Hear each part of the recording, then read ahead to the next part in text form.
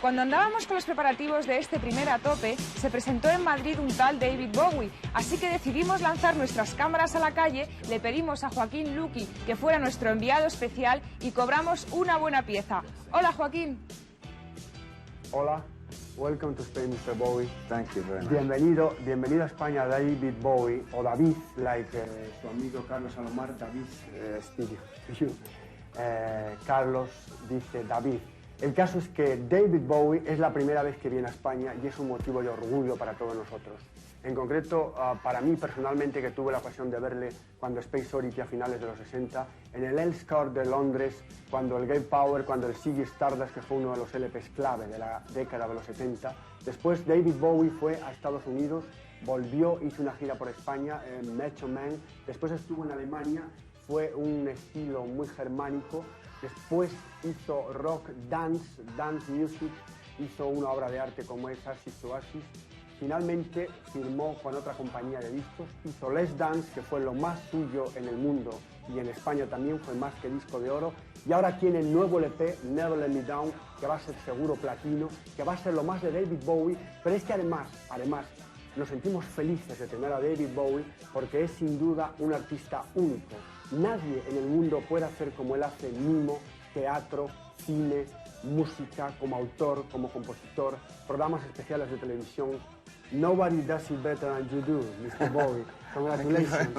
But de todos estos aspectos de Bowie, ¿cuál es el actual, el Bowie 87, the current face of David Bowie?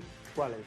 The last time that I went on tour, I was singing for a new audience because the Let's Dance single and the album exploded on me. I never expected such incredible international success, and I knew that I was bringing in a new audience of people who had never seen me before, and I didn't want to confuse them, as they were new, with too much theatricality. I'd rather introduce them to the songs that they may have heard on radio over the last 18, 20 years and be able to associate those songs with me and to make them aware that, in fact, primarily I'm a songwriter, and then I'm a singer, plus I'm a performer. So that's what I was doing on the 83 tour. But with this tour that I'm going to do, I'm embarking on something that is far more like what I was doing in the early 70s, in as much that it's a very theatrical presentation of my songs. And the songs are chosen to fit the show, not the show to present the songs. So it's coming from another place. El último LP de David Bowie es tremendo, es básicamente rhythm and blues, tiene una enorme fuerza, pero ¿por qué rhythm and blues?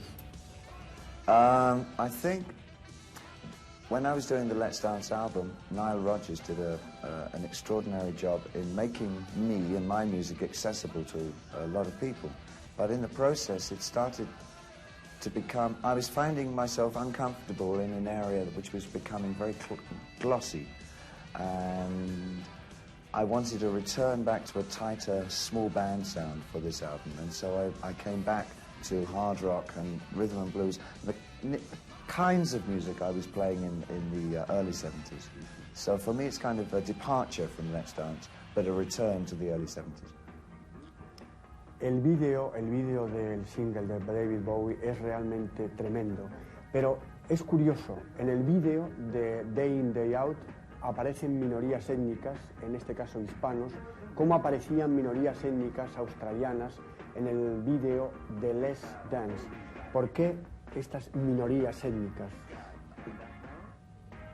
Ever since I started doing videos, I felt that it was important not to waste the video and let it become just a fashion shoot or a glamour video or something like that.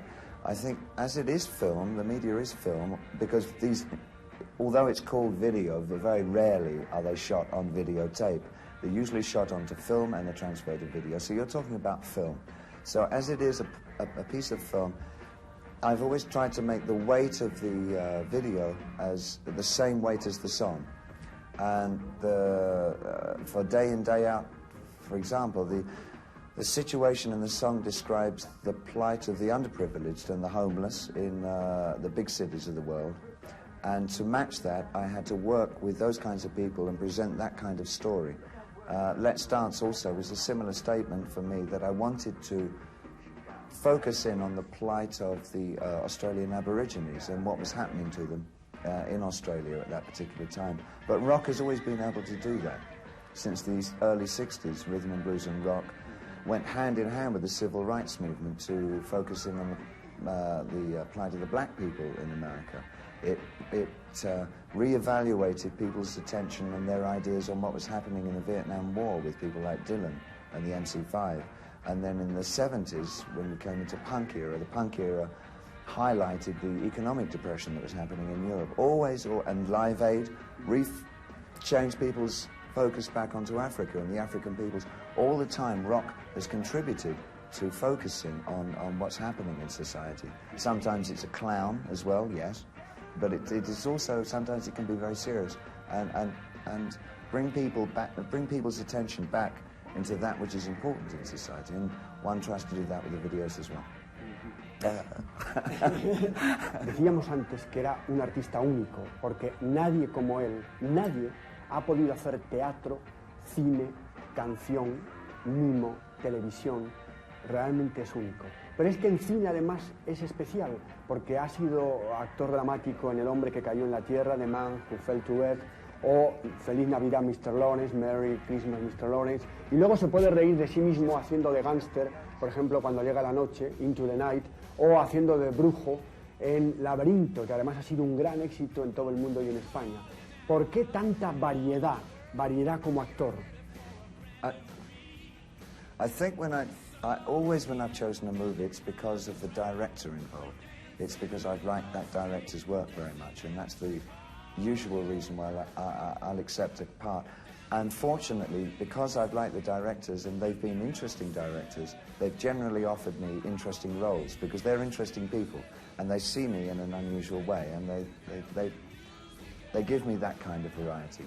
And that's how I'd like to continue to make films. I generally pick the director first, or rather the director picks me, which is flattering. But it's rarely that I pick the film first. It's because I heard Oshima was making a movie. I would have taken any Oshima movie. I mean, it just happened to be that one, and I was very happy to work with him like that. In the future, I would like to work with people like David Lynch, who I admire very much indeed. People like Alex Cox, I think, are tremendous. Also, I would like to work again with Nick Rogue. Nicholas Rogue is one of my favorite people to work with. The Man Who Fell to Earth. Yes, yeah, I enjoy working with him very much. Bueno, ¿y es verdad que harás una película con Mick Jagger? It's true that Nick and I are probably doing a movie next year. What it's about, though, is still a secret, but it's not the kind of thing that you would expect us to be doing. It's an unusual piece of work, and we've created the piece ourselves, and we're having one of our favorite writers working on it. And it should be finished by the time we both finish touring. If Mick is touring, then we should be able to start work on it next year sometime. David, nos sentimos felices de estar aquí contigo y volvemos a decir una vez más, ahora es el más grande, nadie lo hace como él y ahora lo va a hacer en español. Él mismo va a presentar en nuestro idioma el vídeo de Day In, Day Out. You mustn't be angry with me because my Spanish is very bad. But here goes. Amigo de A Tope, aquí está mi video.